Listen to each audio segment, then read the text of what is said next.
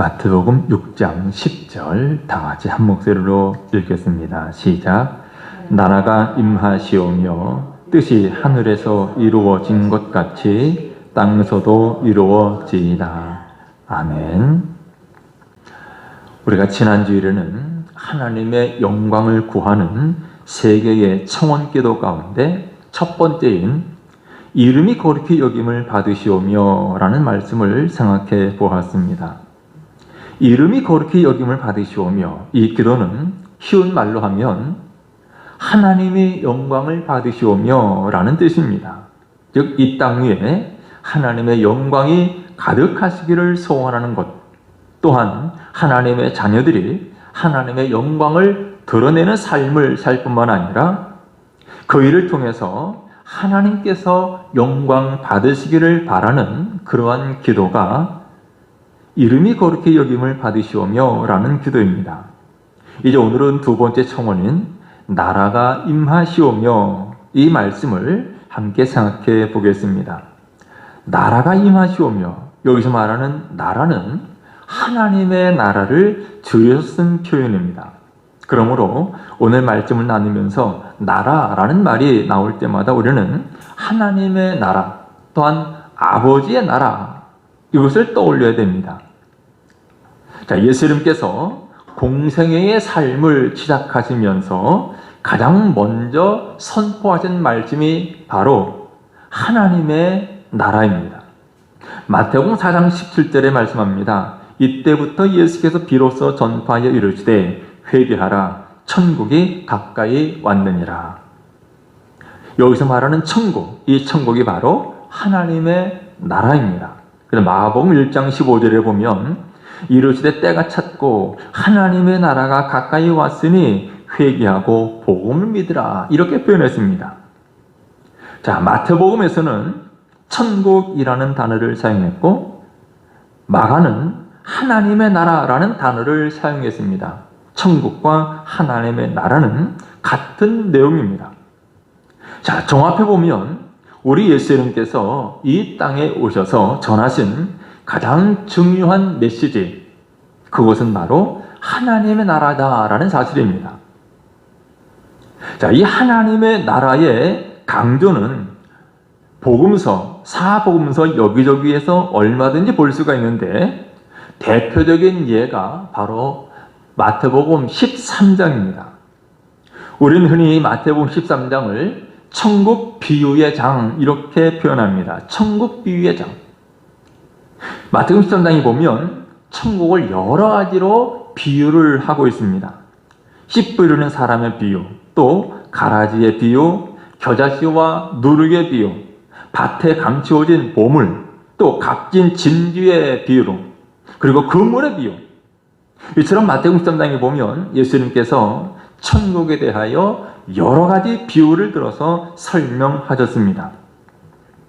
이처럼 예수님이 천국을, 즉 하나님의 나라를 비유로 말씀하신 것은 오늘 우리들로 하여금 알아듣기 쉽도록 설명하기 위해서죠. 이처럼 예수님은 말씀을 통해서도 하나님의 나라를 가르치셨는데, 또한 우리 예수님께서 행하신 여러 가지 사역들, 또 여러 치유 사건들이나 기적들도 모두가 하나같이 하나님의 나라에 초점이 맞추어져 있습니다.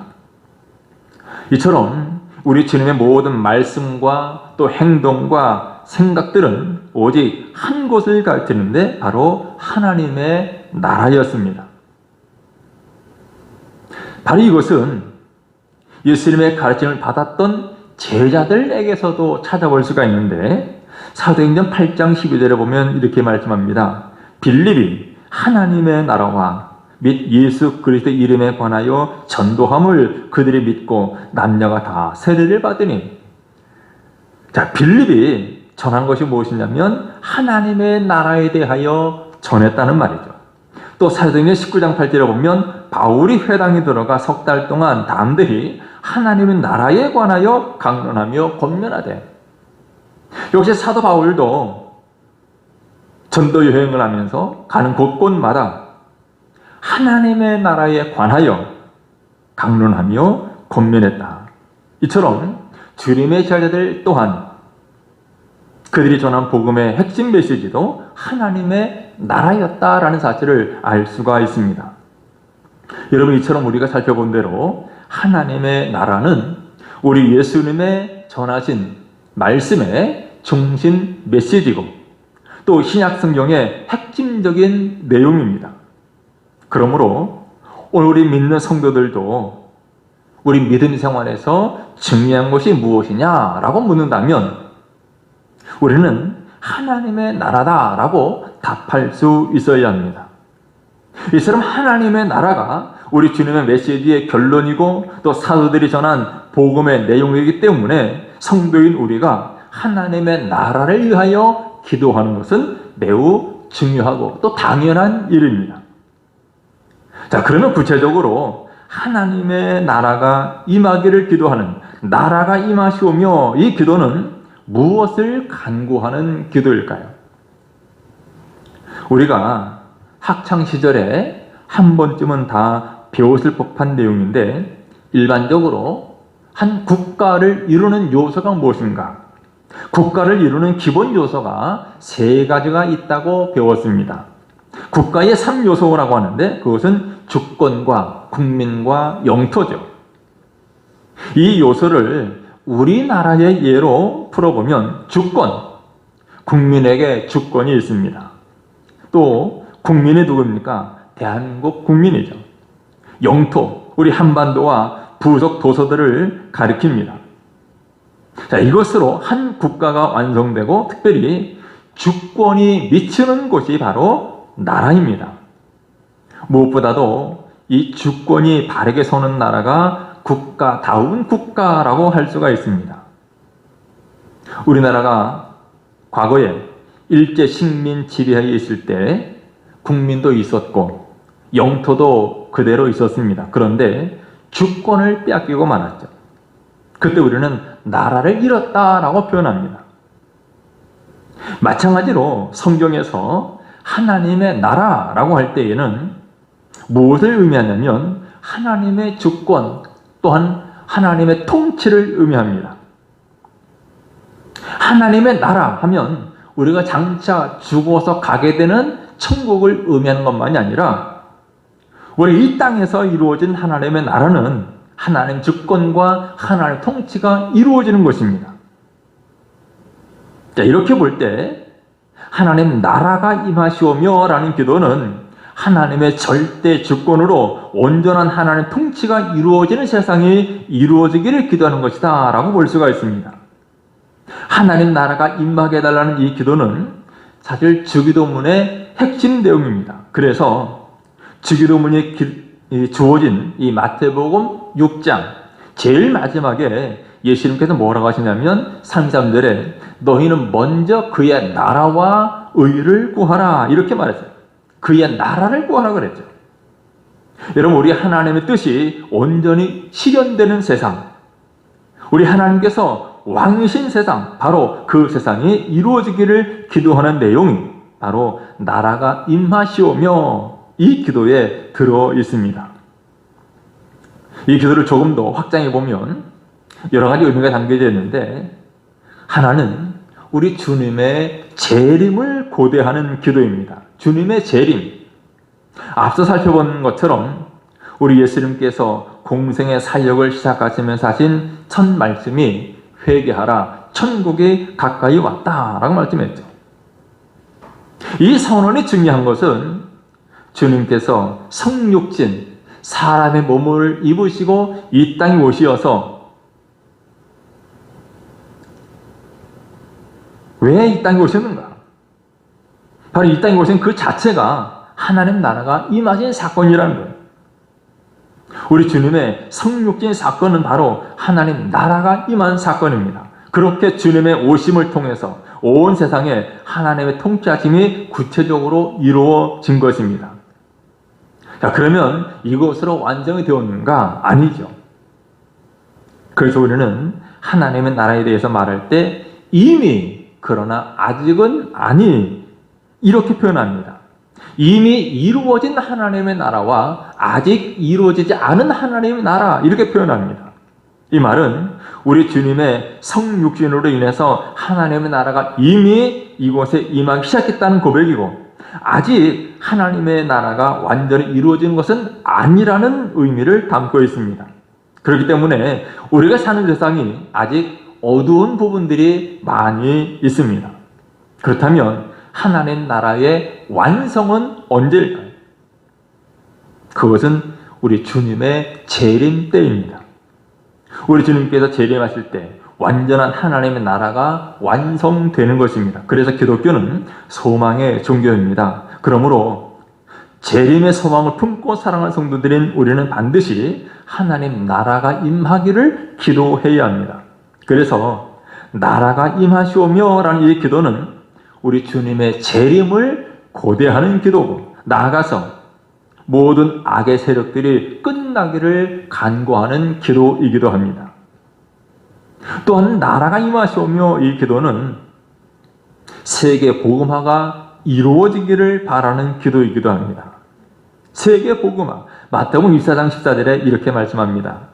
이 천국 복음이 모든 민족에게 증언되기 위하여 온 세상에 전파되리니 그래야 끝이 오리라. 자, 마태복음 24장은 우리 예수님께서 재림하시기 전에 반드시 일어날 일들에 대해서 말씀하고 있는데, 자, 예수님 재림하시기 전에 이루어진 일 가운데 하나가 무엇이냐면 온 세상에 복음이 전파되는 것입니다.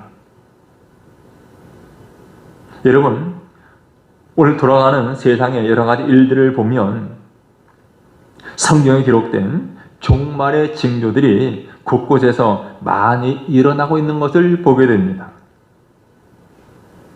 그러나 우리 주님께서는 세상 모든 민족에게 복음이 전해져야 진정한 세상의 끝이 온다고 말씀하셨습니다.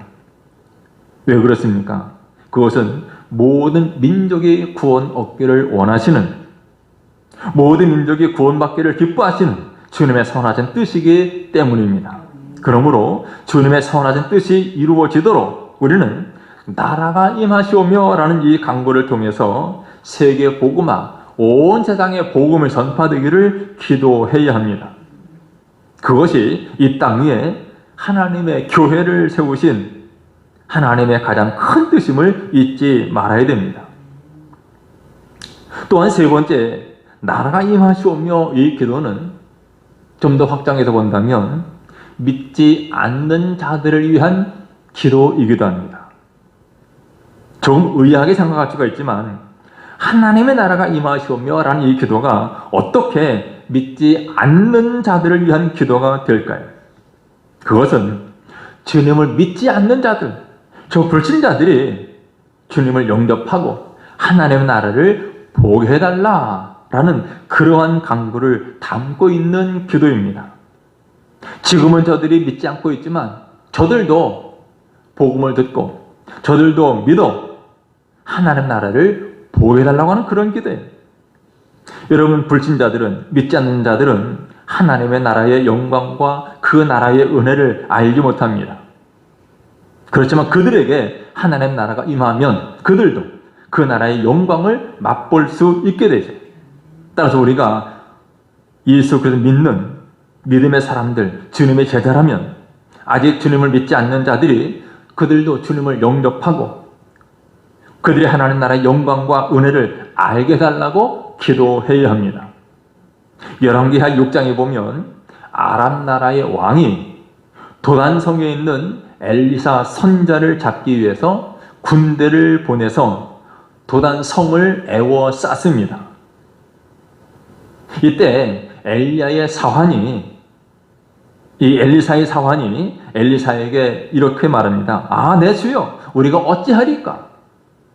포위됐다는 말입니다. 이 우리는 꼼짝없이 잡혀가게 되겠다는 말입니다. 그때 엘리사가 사환에게 말합니다. 두려워하지 말라. 우리와 함께한 자가 그들과 함께한 자보다 많으니라. 그런 것을 하나님 앞에 기도했습니다. 여호와여, 원하건대 그의 눈을 열어 보게 하옵소서. 그의 눈을 열어 보게 하옵소서. 그러자 사환이 눈을 떠 봅니다. 그가 무엇을 보았냐면 불말과 불병거가 산에 가득해서 엘리사를 둘러싼 것을 보게 되었습니다. 여러분, 바로 이것이 영적인 눈이 열리는 거예요. 우리가 하나님 나라가 임하시오며 라고 기도하는 것은 이와 같이 지금 믿지 않는 영혼들, 불신자들, 저들의 영의 눈이 열려서 하나님 나라의 영광을 볼 수 있게 하옵소서라는 그러한 기도입니다. 여러분, 교회가 무엇입니까? 교회는 여러 가지로 말할 수가 있는데 그 가운데 하나가 이 땅에 세워진 하나님 나라의 모형으로서의 교회입니다. 교회는 하나님 나라의 모형입니다. 이 세상에 수많은 건물들이 있고 수많은 기관들이 있는데 우리 하나님께서 세우신 하나님 나라의 모형, 그것은 바로 교회입니다. 다른 말로 표현하면 하나님의 주권, 하나님의 뜻이 그대로 이루어지는 곳이 하나님의 교회입니다. 우리 창대교회도 마찬가지죠.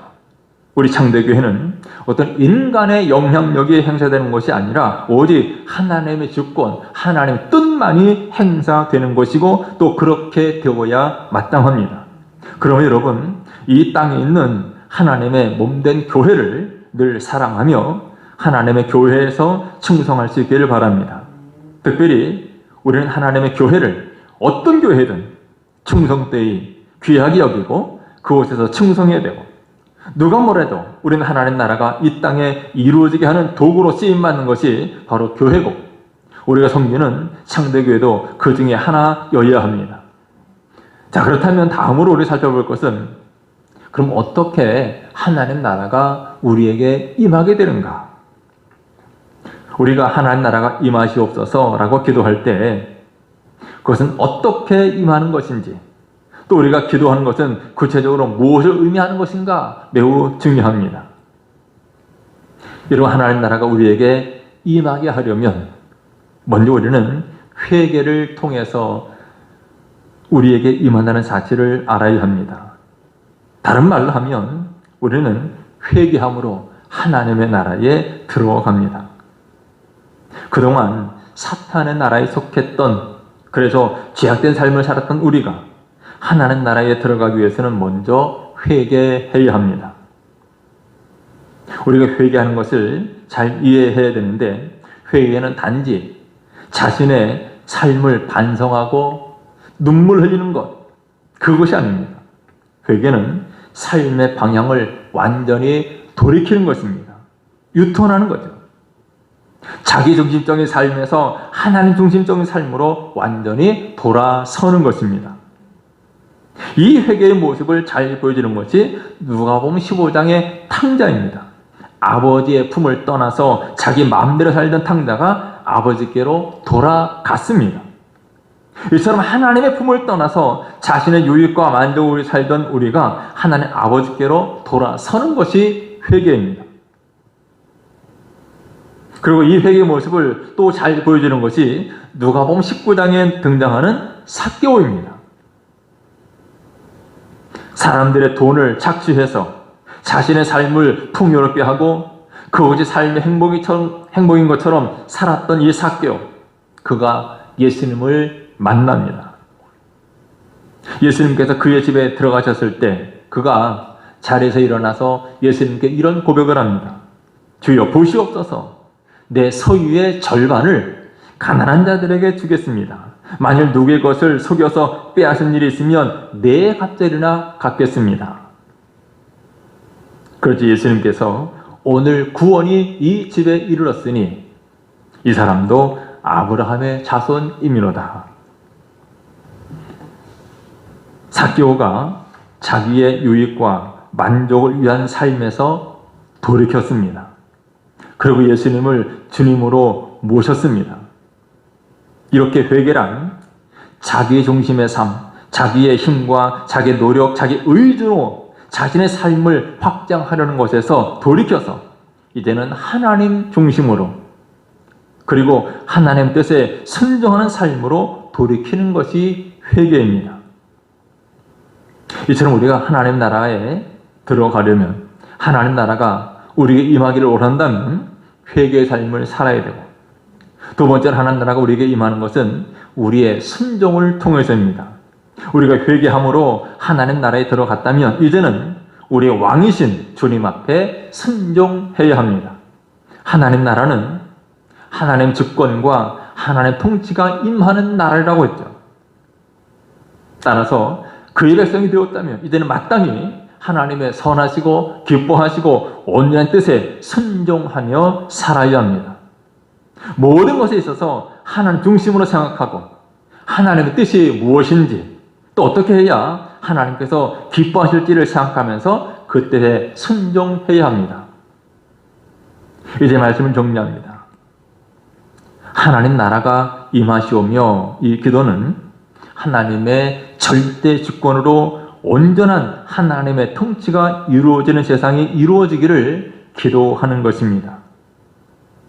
그런데 구체적으로 보면 주님의 재림을 고대하는 기도고, 세계 복음화가 이루어지기를 바라는 기도고, 아직 믿지 않는 불신자들이 믿기를 바라며 저들을 위하여 기도하는 기도입니다. 또한 이 하나님 나라는 회개와 순종을 통해서 우리가 하나님 나라에 들어갈 수가 있고 하나님 나라를 누리며 살아가는데, 이런 삶으로 날마다 하나님 나라를 경험하며 살아가는 저 여러분 되시기를 주님의 이름으로 축원합니다. 기도하겠습니다. 거룩하신 우리 하나님, 오늘 우리 가운데 하나님의 통치가, 하나님 주권이 온전히 실현되기를 원합니다. 하나님이 우리의 왕 되시며 하나님이 우리를 다스리시고 하나님 우리를 주권하심을 확실히 믿으며 이제는 내 중심에서 하나님 중심으로 살게 하시고 늘 하나님 말씀 가운데 더욱 하나님 기쁘시게 하는 삶 살아가는 저희들 되게 해 주옵소서. 내 뜻대로 마옵시고 아버지의 원대로 되기를 원합니다. 기도하셨던 주님의 모습처럼 이제는 내 뜻과 내 계획과 내 고집이 아니라 하나님의 뜻을 구하고 하나님의 뜻을 이루어드리며 하나님 말씀에 순종하는 삶 살아가게 해 주옵소서. 우리 가운데 하나님의 뜻이 온전히 실현되게 해 주옵소서. 예수님의 이름으로 기도드리옵나이다. 아멘.